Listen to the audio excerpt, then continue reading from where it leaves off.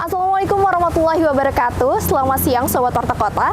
Saat ini saya sedang berada di Masjid At-Taqwa, Kemanggisan Palmerah, Jakarta Barat. Kali ini kami berkesempatan untuk berbincang dengan salah satu penceramah kondang yang tidak hanya menyiarkan Islam di dalam negeri tetapi juga hingga ke luar negeri. Beliau adalah Profesor Dr. Bambang Irawan yang juga merupakan seorang dosen ahli tasawuf di Universitas Syarif Hidayatullah Jakarta. Penasaran seperti apa bincang-bincang kami bersama Profesor Dr. Bambang Irawan? Berikut liputannya untuk Anda.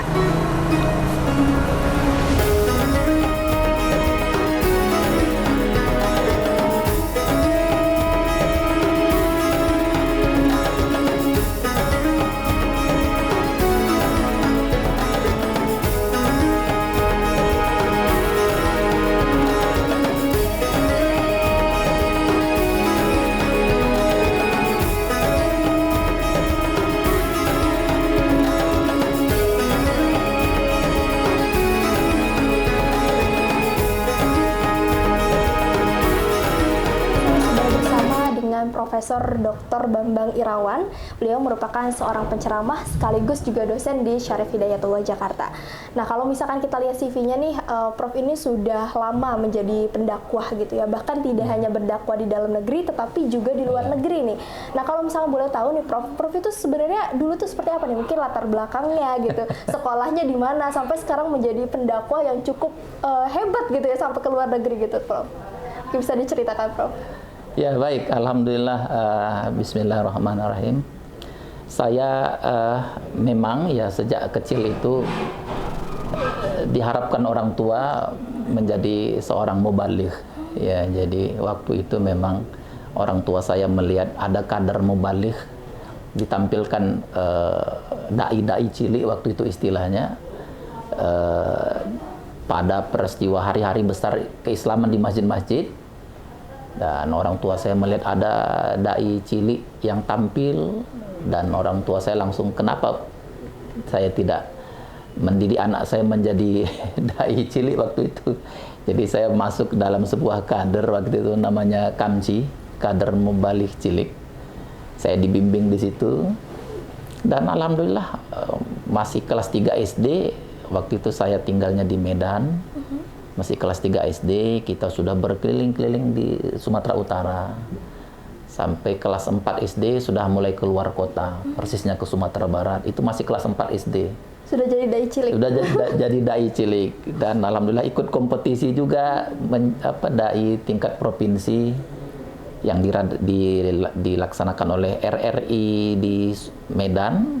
Dan alhamdulillah saya mendapatkan juara 1 itu. Waktu itu saya masih levelnya anak-anak, tapi saya ikut yang kelompok remaja. Jadi waktu itu saingan kompetitor saya waktu lomba dai itu ya mahasiswa-mahasiswa. Tapi alhamdulillah alhamdulillah diberi saya mendapatkan juara 1 dan penghargaan di situ. Itu awalnya. Waktu itu saya masih di kelas 1 sanawiyah. Tapi saingannya waktu itu banyak mahasiswa-mahasiswa yang ikut berkompetisi. Ya. Okay. Itu awal saya menjadi dai. Bahkan ketika safari Ramadan masih sanawiyah kelas 2 itu, saya sudah dikirim ke luar provinsi ya, ke Pekanbaru, ke Riau gitu ya, termasuk ke Sumatera Barat, keliling Sumatera Barat. Itu awal saya memulai karir dakwah saya. Pada saat itu sekolahnya formal ataukah Prof ini ke pesantren begitu? Oh, waktu itu kan mengawalinya saya kelas 3 SD, kelas 2 SD ya. Enggak, kajian biasa di mana ada kelas untuk menjadi kader mubaligh cilik. Ya, jadi kita programnya itu sebenarnya hanya 2 kali seminggu ya, 2 kali seminggu, masuknya hanya 1,5 jam. Itulah. Jadi di situ sebenarnya sudah siapa yang dilihat berpotensi, sudah mulai ada pengiriman dai juga untuk tingkat-tingkat kabupaten, kota madya, begitu. Jadi sekolahnya negeri gitu sebenarnya. Oh, ini di luar sekolah. Oh, di luar sekolah. Ini bukan sekolah, ini di luar sekolah.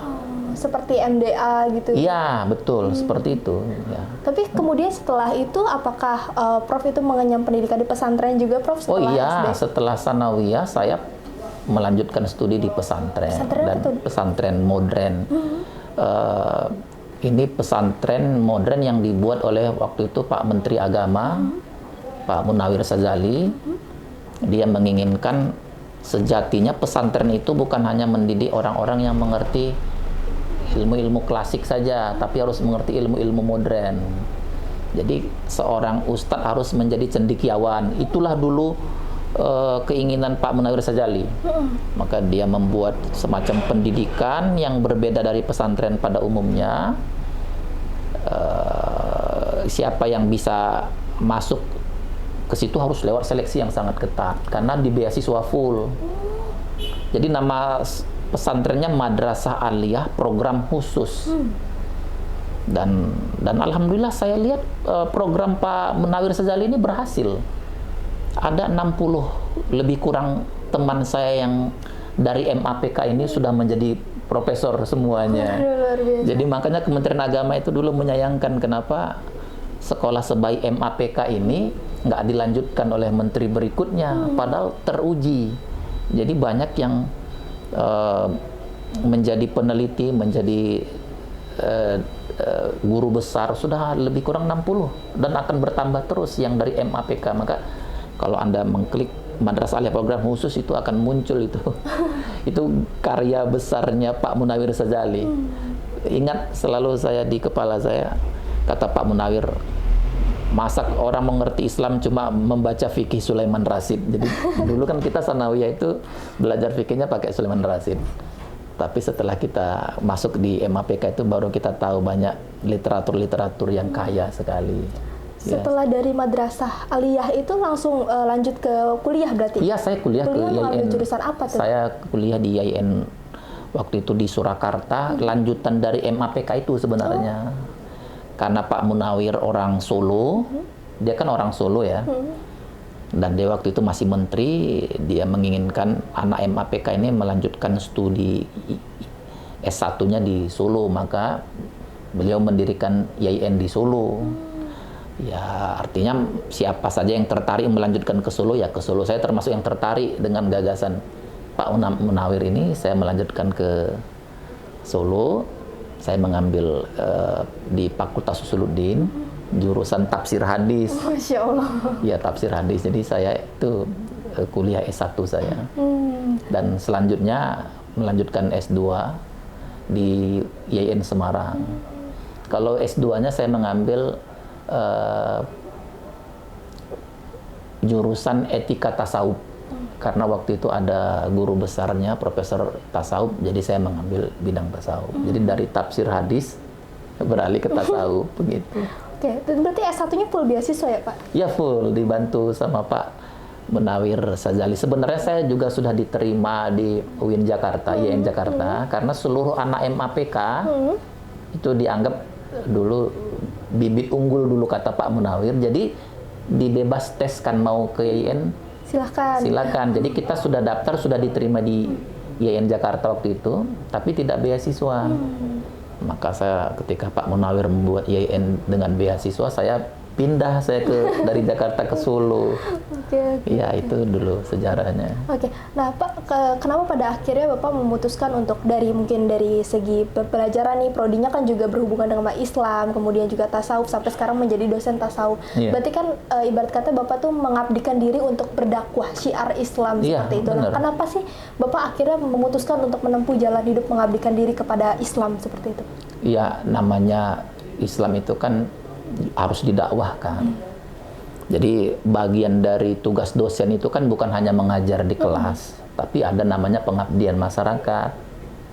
Jadi dan saya lihat masyarakat juga sekarang sudah mulai semangat untuk mengkaji itu. Beberapa masjid yang saya isi itu, Ustadz, kami tidak mau sekedar ceramah yang pada umumnya, kami mau jelas kitabnya. Makanya saya dalam 20 tahun terakhir ini kalau dakwah ke mana-mana bawa kitab.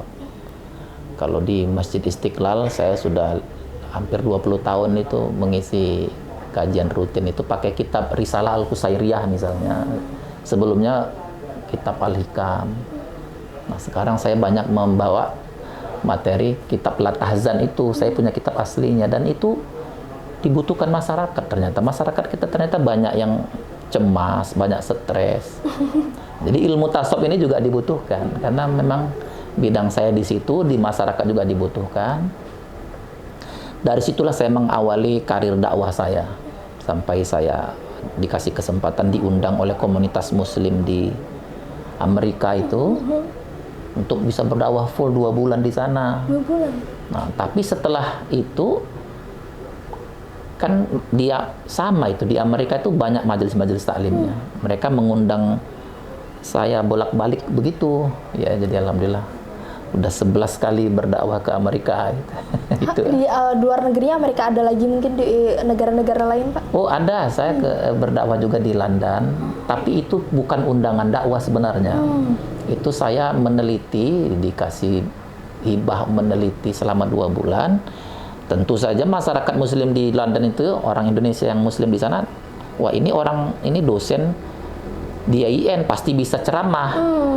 Jadi ya akhirnya saya disuruh ceramah keliling-keliling juga itu di London, di beberapa tempat itu, di Nottingham, di Sheffield, termasuk di apa itu namanya ya banyak beberapa tempat lah, di Leeds, di Bradford, di apa namanya Newcastle sana ya. Berarti berdirinya Bapak sekarang kan pasti nggak akan terlepas Pak dari keluarga, peran keluarga yang tadi yang ibu juga ya kan yang mendorong supaya menjadi dai cilik. Tapi memang dari kecil orang tua seperti itu memang fokus sama agama atau bagaimana? Bapak mungkin ada di keluarga di anak keberapa? Kemudian juga apakah cuma Bapak yang menjadi penceramah atau adik-adik Bapak menjadi penceramah juga atau bagaimana Pak? Oh, ternyata di keluarga saya yang mengambil jalur untuk di bidang agama ini saya sendiri. Saya ya sebenarnya kalau saya lihat latar belakang orang tua memang mereka senang dengan pendidikan agama ini. Tapi ternyata yang lain memiliki jalur yang berbeda. Keluarga-keluarga saya banyak yang jadi guru, ya ada guru bahasa Indonesia, ada yang jadi banker, ada yang mungkin jalur berbisnis, yang untuk jalur dakwah dan sekaligus dosen agama ya hanya saya pribadi saja. Gitu. Oh, berarti berapa bersaudara, Pak? 9. Waduh. Dan saya anak yang nomor 9. Oh, berarti anak bungsu. Anak bungsu. Kata orang Jawa, anak ragil gitu ya, Pak. Anak bontot ya. Baik. Tapi kalau orang tua masih ada sampai sekarang? Sudah berpulang. Ketika mengetahui Bapak sudah menjadi penceramah gitu, mungkin reaksi orang tua pada saat itu bagaimana? Senang sekali. Bahkan ayah saya itu dulu yang keras mendidik saya, dengan keras namanya juga. Ayah saya kan sempat duduk di bangku kuliah tapi nggak selesai, jadi model mendidiknya keras sekali. Jadi saya masih ingat itu, masih di kelas 2 SD itu sudah disuruh pidato. Ya, kalau saya macet sedikit langsung dipukul tuh pakai tongkat tuh. Waduh. Jangan salah, harus betul-betul dihafal gitu kan, dulu namanya kelas 2 SD harus menghafal ya. Ya keras dia, dan memang tapi saya merasakan hasilnya. Ya, dengan kalau dulu orang tua terlalu lembut ya mungkin saya juga nggak bisa sampai di titik ini begitu. Jadi begitu juga ibu, justru ibulah yang mendorong saya sekolah agama itu. Setelah melihat ada mubalik cilik yang tampil, saya diikutkan pendidikan itu, dimasukkan ke sanawiyah. Jadi dari sanawiyah terus ke pesantren, terus ke IAIN, kan backgroundnya agama semua, dan itu hanya saya sendiri di keluarga. Baik, kalau sekarang Pak, mungkin Bapak sudah punya berapa anak nih Pak sekarang? Ya alhamdulillah sudah 3 orang. Nah, ada yang meneruskan jejak Bapak mungkin? Nah itu, anak-anak saya awalnya sudah saya masukkan ke pesantren, masukkan program tahfiz.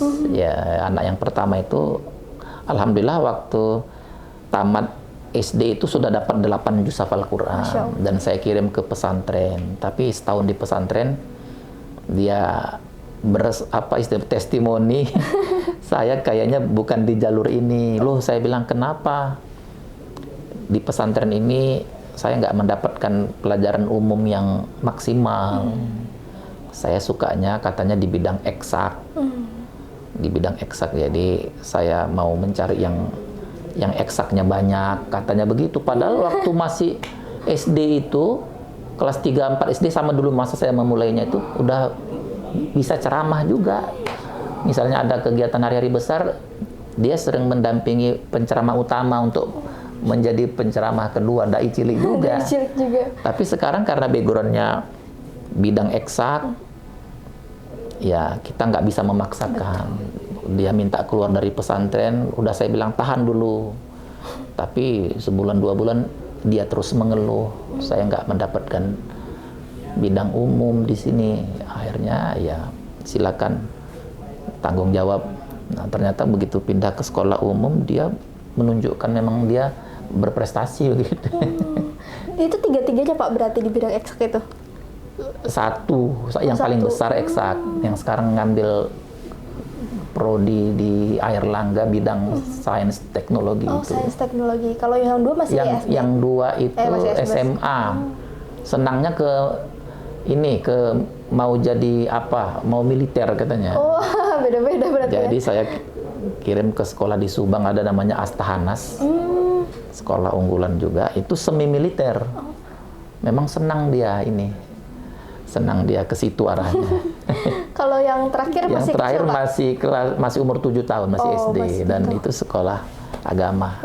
Aktif berarti Bapak mengajarkan ilmu tahfiz seperti itu Al-Quran. Iya, aktif. Kalau Bapak sendiri mungkin sudah berapa juz, sudah hatam Quran satu? Saya belum hatam Quran, tapi dari dulu sejak sanawiyah banyak menghafal surat-surat saja. Masya Allah. Karena dulu kalau nggak menghafal surat kita nggak bisa lulus. Syaratnya menjadi imam membaca surat As-Sajdah gitu, Al-Insan, Al-Waqiah, Ar-Rahman, harus hafal Al-Kahfi. Kita dulu nggak diwajibkan, namanya pesantren dulu ya. Saya menyesal juga kenapa dulu pesantren kita nggak mewajibkan menghafal, padahal kan penting sekali. Tapi alhamdulillah sampai sekarang surat-surat yang diwajibkan dulu di pesantren masih terjaga alhamdulillah ya, karena saya bawa dalam sholat gitu. Masya Allah. Pak, ini sepanjang Bapak 20 tahun berdakwah Iya. gitu ya, ada nggak sih kesulitan gitu ketika menyebarkan agama Islam gitu di zaman sekarang gitu Pak? Ya tentu namanya tantangan dakwah itu ya ada saja. Contohnya seperti apa tuh Pak? Ya contohnya misalnya DKM masjidnya yang mohon maaf yang backgroundnya dari Salafi Wahabi menganggap saya pakaiannya kok nggak pernah pakai jubah. Itu paling tidak jadi ukuran juga. Terus ini ke jamaah dibuat seperti orang kuliah, bayangan mereka gitu. Terutama ya perbedaan-perbedaan mazhab itu mereka agak alergi kalau kita bicara tentang perbandingan. Ketika misalnya kan setelah saya khutbah Jumat di sebuah masjid, saya menjadi imam, kemudian saya doa bersama-sama, itu dianggap menyalahi bagi DKM tertentu. Padahal kalau mereka mengatakan Ustadz kita tidak ada doa bersama, pasti saya ngikuti tradisi yang di situ.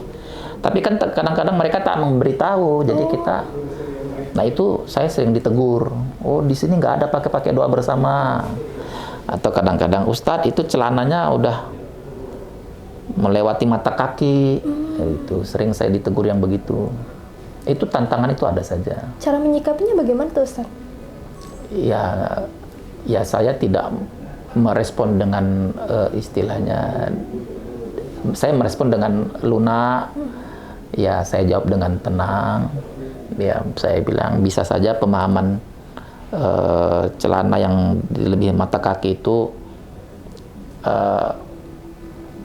bisa dipahami secara normatif, bisa dipahami secara ide moral. Saya bilang sebenarnya larangan itu supaya tidak sombong, karena dulu orang kalau sudah celananya atau jubahnya melebihi mata kaki itu sombong, memamerkan bajunya yang terseret-seret begitu. Tapi kalau kita sekarang pakai celana panjang dengan sedikit melebihi mata kaki, saya pikir yang penting kita kan tidak sombong. Jadi tujuannya saya pikir orang bisa berbeda-beda pendapat ya gitu. Baik, selain pengalaman yang tidak mengenakan, mungkin ada pengalaman yang paling berkesan selama 20 tahun dakwah, mungkin dari ceramah Ustadz membuat orang menjadi mu'alaf atau bagaimana gitu Ustadz, ada pengalaman yang paling berkesan sepanjang 20 tahun ini? Oh ya, ada beberapa yang misalnya berkesannya, ada yang bermakna positif, ada yang negatif juga. Misalnya kalau saya di ceramah di kementerian, di BUMN tertentu itu, dan pengurusnya adalah dari backgroundnya yang Salafi Wahabi, kadang-kadang mereka tidak siap dengan materi-materi yang saya sampaikan gitu. Dianggap saya ini kelompok yang liberal, kelompok yang sekuler, itu yang negatif. Padahal mereka mengambil kesimpulan salah, keliru gitu. Apalagi yang negatif yang lain, ada jamaah-jamaah tertentu yang alergi menyebut kata-kata tasawuf. Ya karena tasawuf itu kan memang tidak ada dalam Quran, tidak ada dalam hadis. Jadi mereka akhirnya memutuskan tidak pernah lagi mengundang untuk orang yang tidak suka dengan tasawuf. Tapi kalau yang positif ya banyak. Beberapa jamaah itu ketika saya selesai berdoa tadi, sayangnya saya tadi waktunya nggak sempat. Biasanya setiap ceramah itu ada doa dalam bentuk muhasabah, dan itu lebih banyak pakai bahasa Indonesia. Dan di doa itu orang banyak tersentuh dan sering meneteskan air mata. Dan itu membuat saya merasa, oh berarti memang masyarakat membutuhkan doa-doa yang panjang dengan bahasa Indonesia itu. Untuk menyentuh hati. Dan menyentuh hati, dan saya senang, dan itu saya pikir sangat berkesan. Gitu. Mungkin terakhir Ustadz, adakah pesan buat umat Islam di manapun berada begitu Ustadz, apalagi di tengah bulan Ramadan seperti saat ini? Ya, seperti saya sampaikan dalam kultum saya tadi, bahwa Ramadan itu sejatinya bulan untuk kita terus meningkatkan kualitas pengetahuan kita, kualitas kekompakan kebersamaan kita. Kita tidak boleh membenci orang yang berbeda pandangan dengan kita, karena perbedaan itu adalah sunnatullah. Saya sering menyampaikan, kalau soal pendapat-pendapat bid'ah untuk sesuatu yang debatable, nggak usah semua diselesaikan di dunia ini. Capek kita. Udah serahkan sama Allah. Alaihissallahu biahkamil hakimin. Allah itu hakim yang adil. Jadi nggak usah semua diselesaikan. Nanti kita jadi retak. Kita jadi bermusuhan karena perbedaan. Karena kita sebagian menghakimi ibadah orang lain. Kita akan susah maju kalau begini. Orang lain dunianya sudah gimana sampai ke bulan gitu ya. Orang lain sudah terus berproduksi. Sementara kita masih sibuk berdebat dengan hal-hal yang tak akan pernah selesai kalau kita tidak berlapang dada. Makanya jadilah orang yang ketika sudah berdebat, kalau tidak jadi selesai, udah kita nggak usah berdebat untuk sesuatu yang kita merasa diri paling benar. Ya, karena bacaan orang itu tidak sama, gurunya tidak sama, pengalaman tidak sama. Kalau kita berbeda pendapat, ya mungkin kita lapang dada, mungkin dia belum ketemu guru yang tepat, mungkin dia dulu belum ketemu orang tua yang bisa mendidik. Kita maklumi saja. Itu saya pikir pesan saya. Oke, baik ya, itu dia tadi Sobat WK, bincang-bincang kami bersama dengan Prof. Bambang Irawan. Sampai bertemu lagi di episode-episode berikutnya. Assalamualaikum warahmatullahi wabarakatuh. Jangan lupa subscribe ya.